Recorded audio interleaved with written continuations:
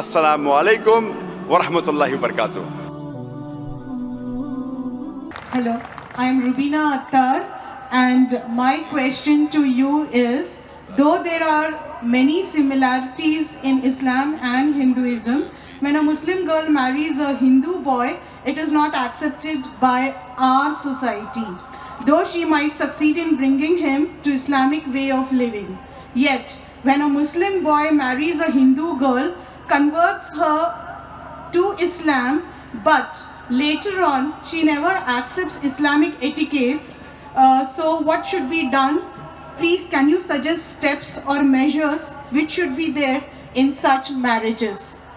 बहन ने सवाल पूछा है कि जब एक मुस्लिम मर्द हिंदू औरत से शादी करता है और उसे कन्वर्ट करता है, भले वो इस्लाम मज़हब को फॉलो ना कर सके तो भी कोई तकलीफ़ नहीं, लेकिन जब एक मुसलमान ख़वातीन एक हिंदू मर्द से शादी करती है तो एक्सेप्टेड नहीं है। ये गलत फहमियाँ हैं। सही में हमें देखना चाहिए कि कुरान में क्या लिखा है। कुरान में लिखा है सूरह बकरा में सूरा नंबर 2 आयत नंबर 221 में कि ए मोमिनो, ए मुसलमानों, कोई भी मुशरिक औरत से शादी मत करो जब तक वो ईमान न लाए। एक मुसलमान औरत, ईमान वाली औरत, चाहे वो कितनी भी बदसूरत हो, चाहे वो झाड़ू वाली हो, वो एक मुशरिक से बेहतर है। अगर आपको कोई मुशरिक या मोमिना से शादी करना है तो कुरान में लिखा है कि मोमिना से कीजिए, मुस्लिम औरत से कीजिए। अगर मुशरिक है तो जब तक वो ईमान न लाए उससे शादी करना हराम है, क्योंकि एक मोमिन औरत भले वो झाड़ू वाली है, कितनी भी बदसूरत हो, लेकिन अगर एक मुशरिका है, चाहे वो सबसे खूबसूरत औरत हो दुनिया में, सबसे मालदार हो, एक मोमिन जिसके पास ईमान है वो उस मुशरिका से बेहतर है। उसके आगे लिखा है कि मोमिन औरत, एक मुस्लिम औरत कोई मुशरिक मर्द से शादी नहीं करना चाहिए तब तक जब तक वो ईमान ना लेके आए। एक मोमिन मर्द भले वो झाड़ू वाला हो, बदसूरत हो, लेकिन एक मुशरिक मर्द से बेहतर है।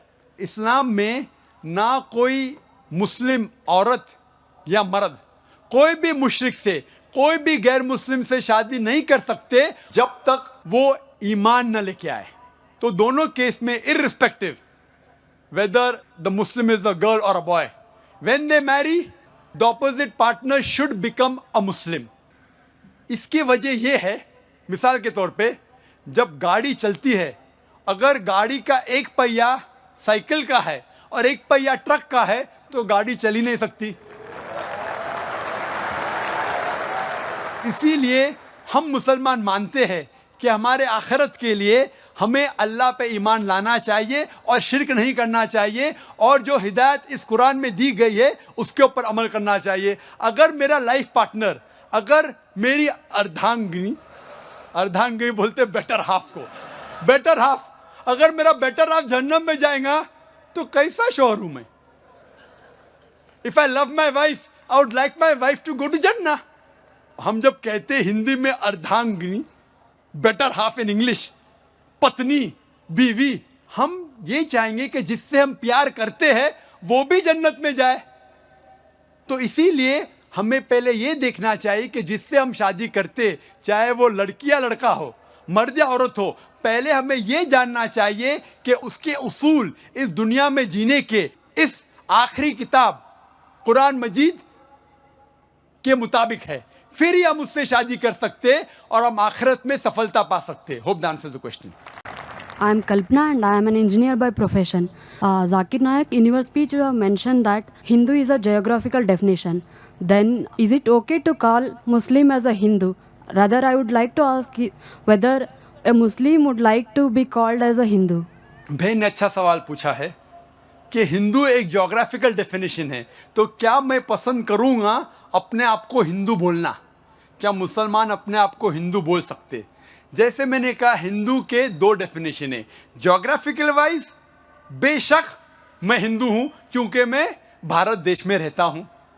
जोग्राफिकल हिंदू के मानी वो शख्स जो नदी सिंधु या नदी इंदस के पास रहता है, اور میں اس دیش میں رہتا ہوں اور میں گرو سے کہہ سکتا ہوں کہ میں انڈین ہوں. I am proud to be an Indian.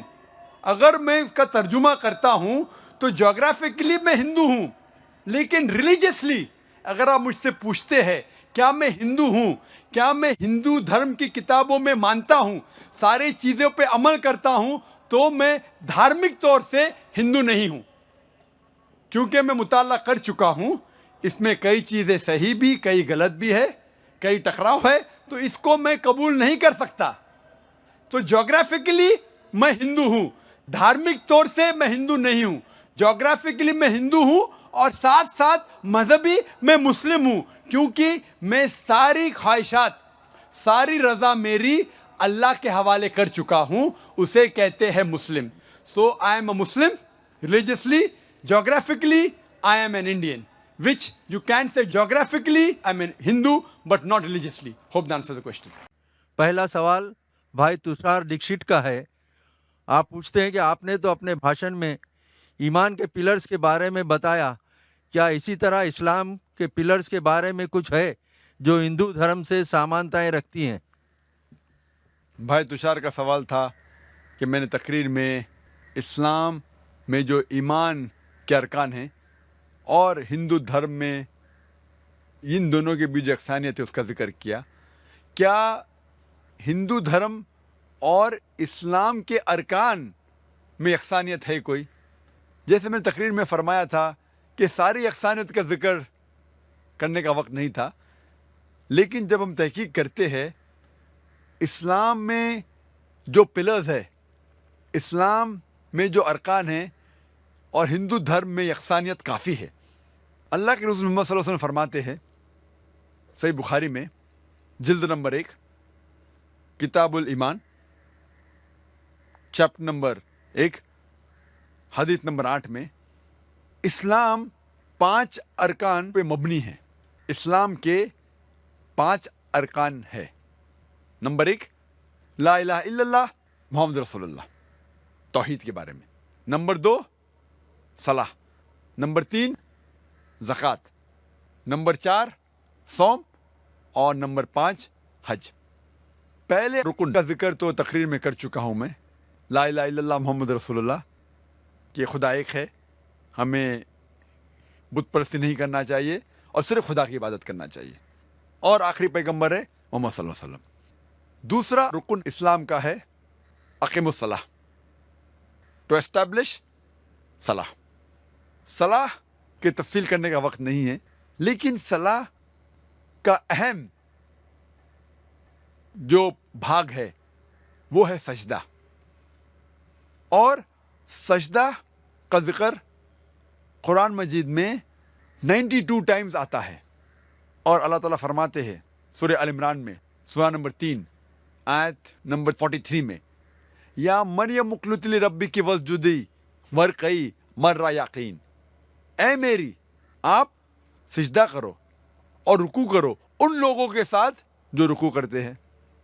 اللہ تعالیٰ فرماتے سورہ حج میں سورہ نمبر 22 آیت نمبر 77 میں, یا الذین آمنوا, اے ایمان والو رکوع کرو اور سجدہ کرو اور اللہ کی عبادت کرو تاکہ آپ سفلتا پائے.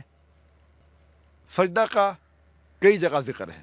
جب ہم ہندو دھرم کی کتاب پڑھتے ہیں, ہندو دھرم کی کتاب میں ذکر آتا ہے شاشٹانگ کا. شاشٹانگ, شاشٹانگ کے معنی کیا ہے؟ سا, آش اور انگ. س کے ساتھ آشٹ آیا ہے, آشٹ کی معنی ہے 8, اور انگ کی معنی ہے جسم کا حصہ. تو شاشٹانگ کے معنی ہے 8 جسم کے حصے. اس کا مطلب ہے جب اللہ کی عبادت کرتے ہیں, خدا کی عبادت کرتے ہیں, تو 8 جسم کے حصے لگنا چاہیے. افسوس کی بات ہے جب ہم ہندو کو دیکھتے شاشٹانگ کرتے ہوئے, وہ پورا زمین پہ لیٹ جاتا ہے, سارا بدن زمین پہ لگتا ہے, لیکن صحیح لفظ کی معنی ہے 8 حصے بدن کے لگنا چاہیے. جب ہم سجدہ کرتے ہیں تو ہمارے 8 بدن کے حصے لگتے ہیں زمین کو, ماتھا, ناک, 2 ہاتھ, 2 گھٹنے اور 2 پیر, 8 حصے. ہم جب سجدہ کرتے ہیں اسی طریقے سے عبادت کا طریقہ دیا گیا ہے ہندو دھرم کی کتابوں میں. تیسرا رکن زکوٰۃ، کہ ہر مسلمان جو 85 گرام 85 گرامز سونا سے زیادہ اس کے پاس بچت ہے، اسے ہر قمری سال 2.5% خیرات میں دینا چاہیے. اور زکوٰۃ کی معنی ہے ٹو گرو، ٹو پیوریفائی، بڑھاوا، پاک کرنا. اگر ہر امیر انسان دنیا میں زکوٰۃ دے تو غریبی ہٹ جائیں گی، کوئی بھی انسان بھوک کے مارے نہیں مرے گا. اور قرآن میں آتا ہے سورہ الحشر میں، سورہ نمبر 59 آیت نمبر 7 میں، کہ زکوٰۃ اس لیے ہے تاکہ ویلتھ، جائیداد، مال صرف امیروں کے بیچ نہ گھومے. The wealth does not circulate only amongst the rich. اور جب ہم پڑھتے ہیں رگ وید میں کتاب نمبر 10 پاٹھ نمبر 117 منترا نمبر 5 میں لکھا ہے کہ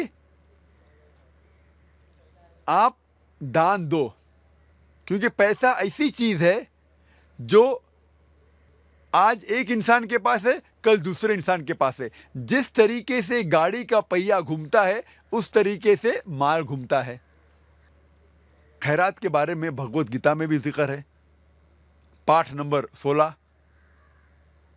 شلوک نمبر 3 میں، اور بھگوت گیتا پاٹھ نمبر 17 شلوک نمبر 20 میں ہے کہ خیرات کرو. چوتھا ارکان سوم. ہر بالغ مسلمان کو جس کی صحت اچھی ہے اسے روزہ رکھنا چاہیے. کھانا اور پینا سے پرہیز کرنا چاہیے فجر سے لے کے مغرب تک اور پورے رمضان کے مہینے تک. اور قرآن میں ذکر آتا ہے سورہ بقرہ میں سورہ نمبر 2 آیت نمبر 183 میں 183 میں، Fasting has been prescribed to you as it was prescribed to those who came before you so that you may learn self-restraint. روزہ آپ پر فرض قرار دیا ہے جس طریقے سے پہلے لوگوں پر فرض قرار دیا گیا تھا، تاکہ آپ لوگ پرہیزگار بنو.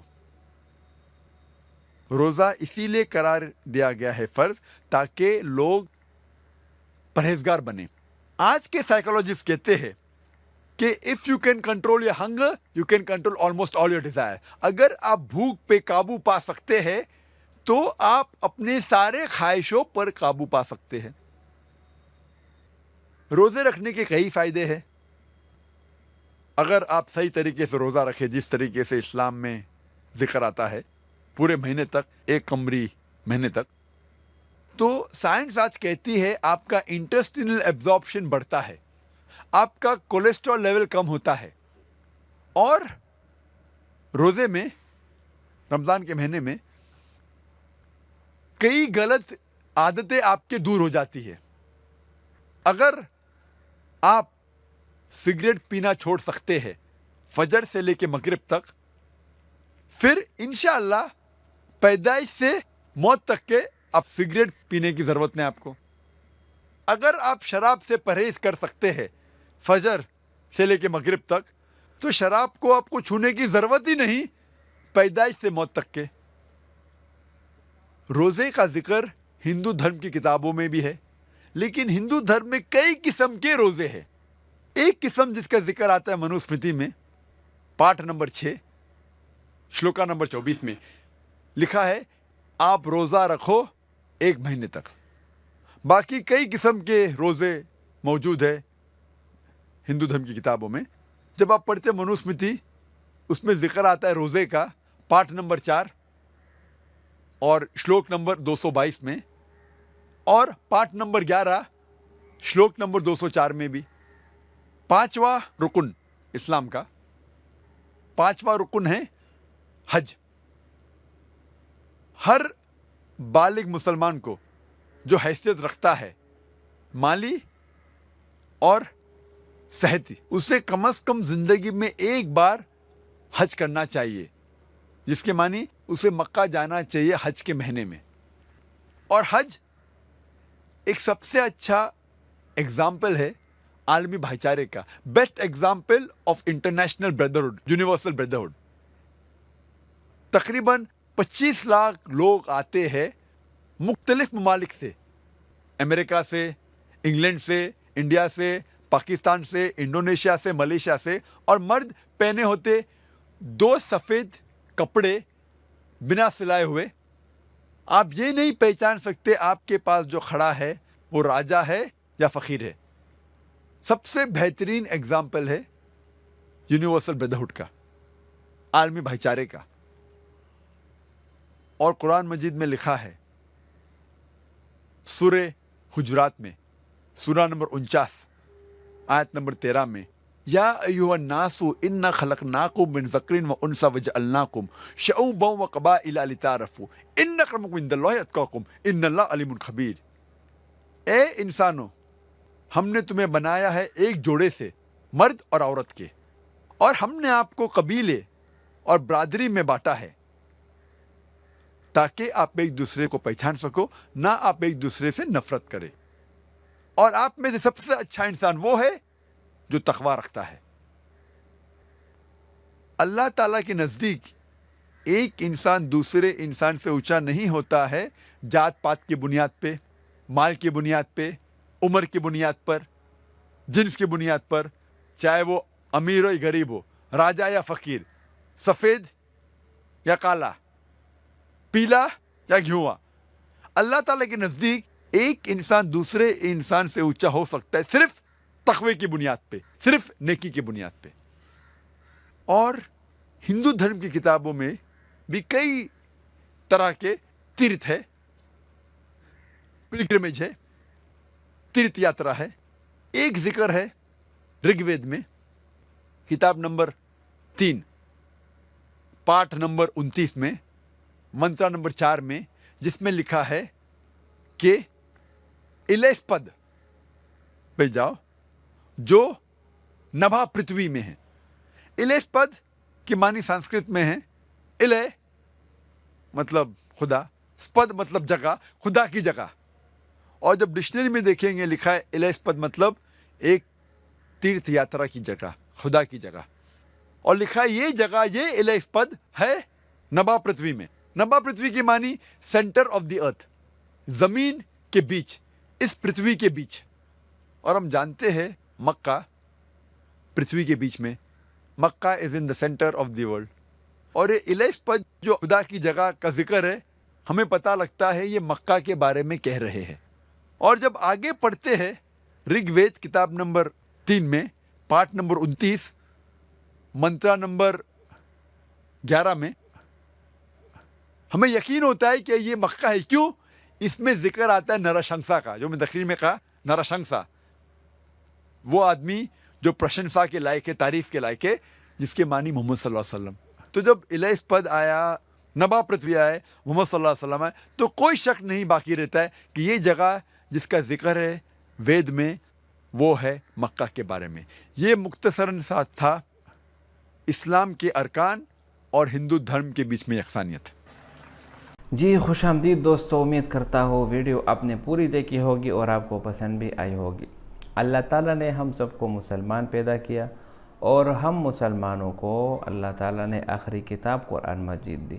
قرآن مجید ہم مسلمانوں کے لیے ایک مکمل ضابط حیات ہے. ہماری زندگی کے تمام فیصلے, اگر شادی وغیرہ کرنا ہو یا طلاق وغیرہ لینا ہو, یا زندگی میں ایسے مسائل آتے ہیں جن کا حل آپ عقل سے نہیں ہوتا, تو اس کا حل قرآن مجید میں موجود ہوتا ہے. اسی طرح مسلمانوں کے رسم و رواج اور ہندوؤں کے رسم و رواج, اس میں بہت زیادہ فرق ہے. جس طرح اس ویڈیو میں آپ نے دیکھا, جس طرح لڑکی نے سوال کیا کہ ہندو اور مسلم اسلام میں مماثلت پائی جاتی ہے, تو یہ بات بالکل غلط ہے. کیونکہ مسلمان صرف اور صرف ایک اللہ کے ذات کے اوپر یقین رکھتے ہیں. اگر کوئی مسلمان سے پوچھے کہ اللہ تعالیٰ کتنے ہیں, تو وہ جواب دے گا قل هو اللہ احد, اللہ ایک ہے, اللہ کے سوا کوئی عبادت کے لائق نہیں. اس کے برعکس اگر آپ ہندو سے پوچھیں گے تو ہندو آپ کو جواب دے گا کہ خداؤں کی تعداد اتنی ہے اور مختلف قسم کے بتوں کی عبادت کرتے ہیں، تو ان کی رسم و رواج اور مسلمانوں میں بہت زیادہ فرق ہے۔ مسلمان ہمیشہ ایک اللہ کی عبادت کرتے ہیں اور آخری کتاب قرآن مجید پر یقین رکھتے ہیں، جبکہ ہندو پیغمبر کو نہیں مانتے اور وہ صرف اور اپنے بتوں کو عبادت کرتے ہیں اور اپنی کتاب رگ وید کے اوپر وہ ایمان رکھتے ہیں۔ اس کے بارے میں تو اللہ تعالیٰ نے صاف طور پر فرما دیا وَلَا حَتَّى يُؤْمِنَ کہ اے مومنو آپ مشرکہ سے نکاح نہ کرو۔ تو ہندو یہاں سے اللہ تعالیٰ نے صاف طور پر مسلمان کو منع کر دیا کہ آپ ہندو سے نکاح نہ کرو۔ لیکن بعض مسلمان ایسے ہیں جو ان پڑھ ہوتے ہیں اور قرآن کی تعلیم سے واقف نہیں ہوتے، اپنے آپ کو مسلمان ظاہر کرتے ہیں، اور ہم نے بہت دیکھے کہ انہوں نے ہندو لڑکی سے نکاح کیا ہوا ہے، نکاح یہاں پر منعقد نہیں ہوا اور وہ جو ہے نا تمام عمر زنا میں لگے رہتے ہیں۔